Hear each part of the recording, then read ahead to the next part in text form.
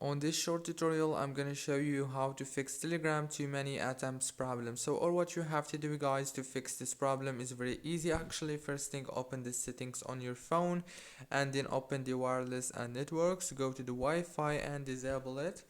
Now go back and you go to the apps manager page. On this page, as you know, you will find many apps that you have on your phone, and then all what you have to do here is wait a few seconds and then scroll. When you find Telegram, just click on it like this. Now this is the app information page. Click on this option and then go down to the power usage details. Click on the app launch and make sure that it's enabled, and then disable the power consumption alert. Now go back and that's it. Don't forget to like and subscribe, and thank you so much for watching this tutorial.